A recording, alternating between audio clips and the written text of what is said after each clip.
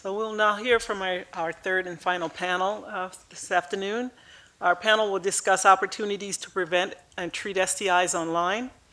Each panelist will have about 15 minutes to give their remarks, and then we'll have a Q&A for 25 minutes. So our panelists include Mr. Sean Howell, who's the CEO of the LGBT Foundation and co-founder of the Hornet Gay Social Networks. I'll just briefly mention, because some of you might not know what Hornet or Grindr are. These are gay social networks. They're quite large. We have 10 offices around the world, Hornet's in 27 languages.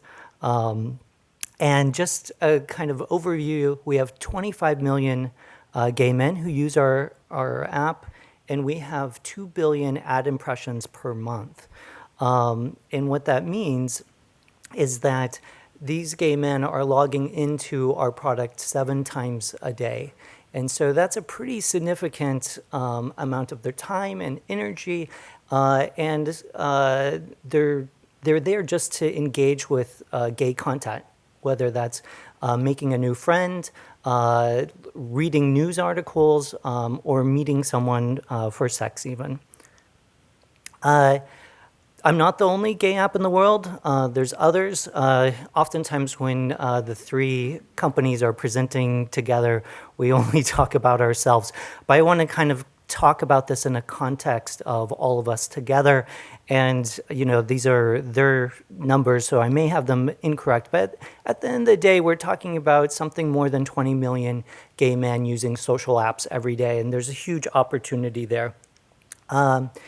And let me go back. We run hundreds of ad campaigns all over the world all the time, and some are really effective and most are not.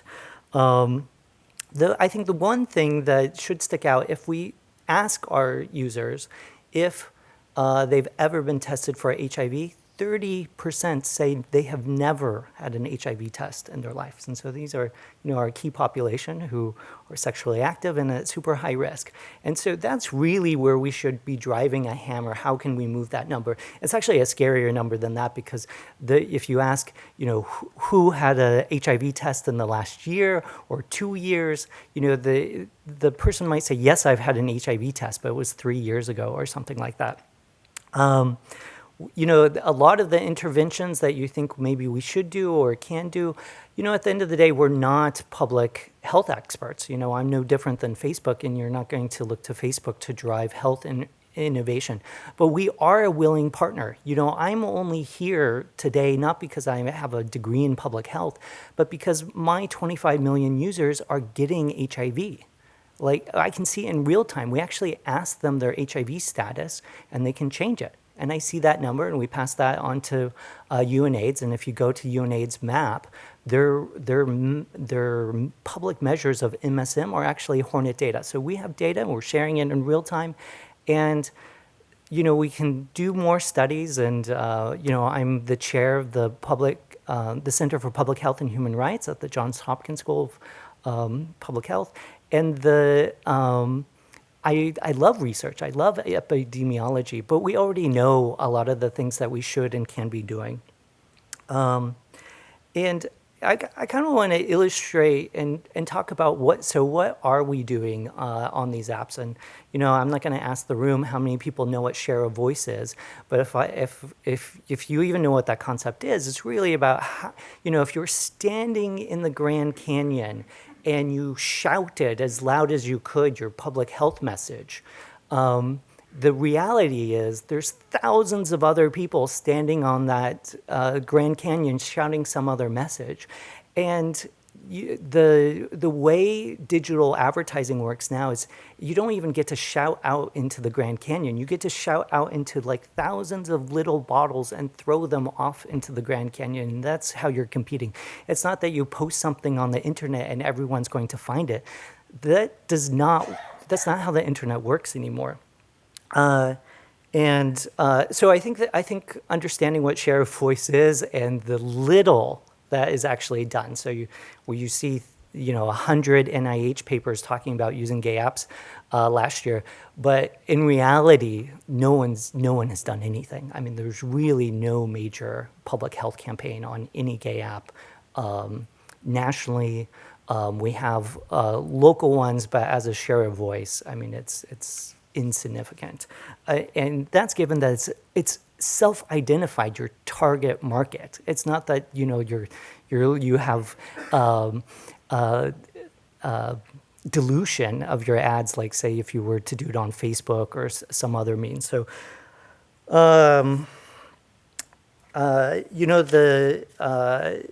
we've been doing a lot in this space.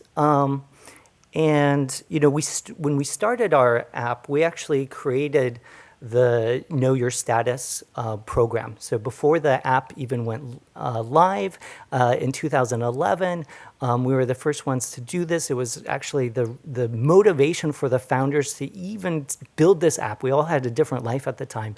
Was that we thought we could use mobile technology for HIV. And we have all the apps kind of have a different philosophy about what they do. Ours is really about stigma and HIV status. Some people do behavioral. And so that's really an important part to understand. If you think about, if ours is about HIV status, then that's why we're not asking, are you using condoms? But I want to talk about one thing I think scales, because I think that there's all kinds of ways we can do interventions. So I want us to move towards peer-to-peer engagement because that goes to infinity.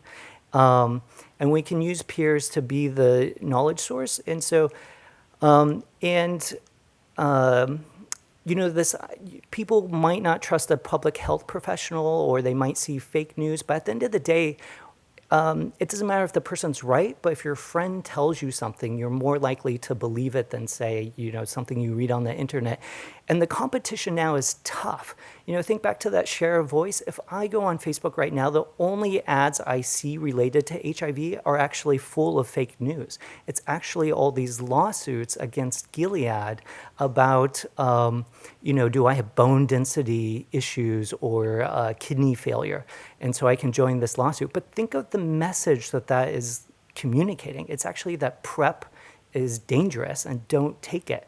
And yet that's the campaign I see. I don't actually see a PrEP campaign. So we don't have these PrEP campaigns, but we have these don't take PrEP. So, biomedical intervention is going to be our best shot. We're losing the battle in a huge way.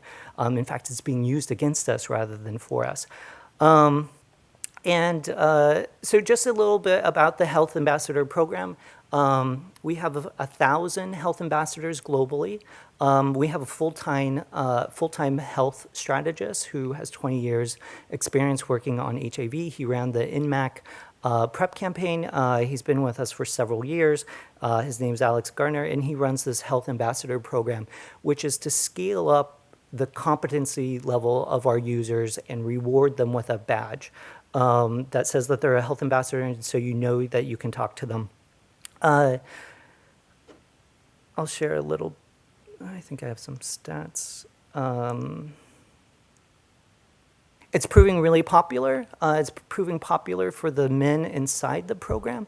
We have a 90% retention rate of them, and 25% of those people are actually some kind of health expert. They might be a nurse or they might be a physician, and they're located in all different kinds of communities.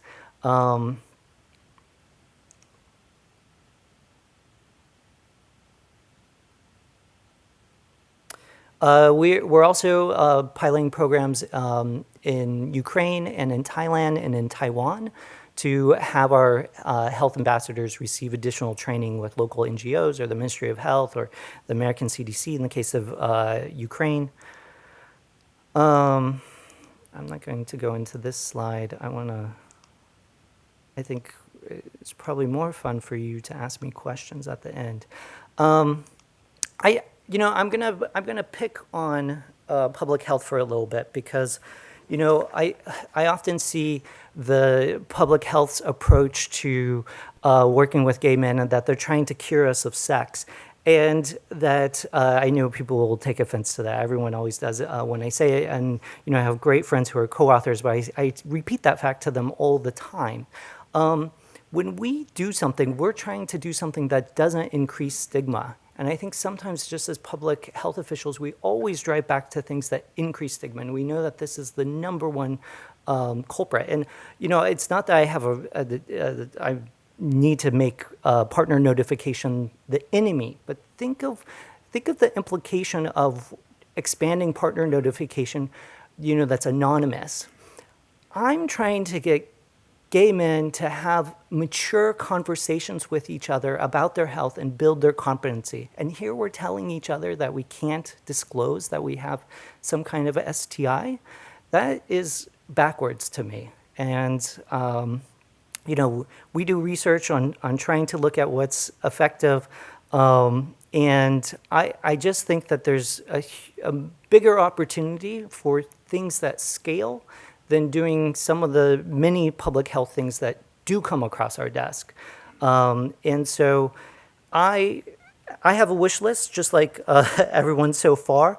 And my first wish list is that people would work with us, because really the reality is no one works with us. I mean, I can find 100 NIH studies. I can show you all the campaigns we've done with states and counties and stuff. But at the end of the day, it's so small, and it's really never about the public health entity that came to us and said, what should the campaign look like? They went and got the funding. They run this campaign that doesn't work. I can see it not working. I can see that no one's clicking on it, or their clicks bounce off their website. And so, they're paying for this thing and it just doesn't work. It takes staff time, and it's a missed opportunity. Those resources could just be spent on something else. And so the point is, we have things that we want to do. In fact, so in the U.S., if I tell you a little bit about how my app is different than, say, my competitors, we're stronger in many markets besides the United States than Grindr, like Brazil or France or Taiwan. Those are countries I have #1 market share in. In the U.S., I have all these Latino users who their first language is Spanish. I can't get anyone to run a national Spanish campaign. I've been asking for it forever from the CDC. I asked people in this room to run it. No one's ever come back to me and run this campaign. I'm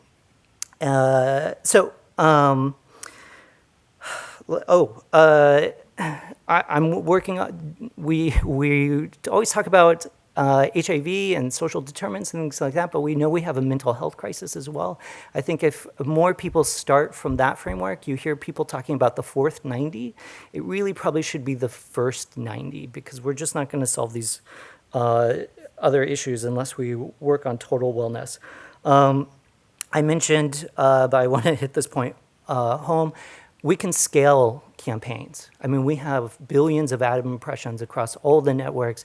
If we really wanted to have a global campaign that mattered and moved the needle, maybe you're talking about $20 million to reach 50% of all sexually active gay men in the world.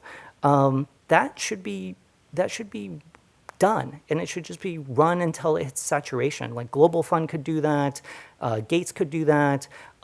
We spend all this money on these little tiny programs. The state of New York will call me and run this tiny little campaign, and it will reach no one for about a minute in terms of ad inventory. So it's just irrelevant. I'm happy for the few gay men who get tested and find out their status because of it. But at the end of the day, I think it's a distraction, and we're kidding ourselves that that's an effective campaign.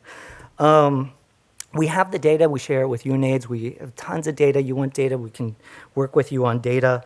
Let's not do more research, though, because we know that there's things that can work that should be done now. I showed you the example of health ambassadors. I think it's something that scales to infinity.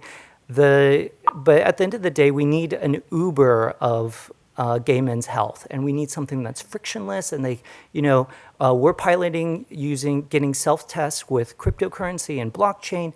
There's so many neat things that we could be doing that just make life easier, because like if you're ordering Chinese food, you don't make an appointment a week ahead of time to go get Chinese food. You just order and it comes to your house. So our public health things need to work like this as well. And I think self-tests are so cheap. I mean, the Insti test from Biolytical is like a nickel.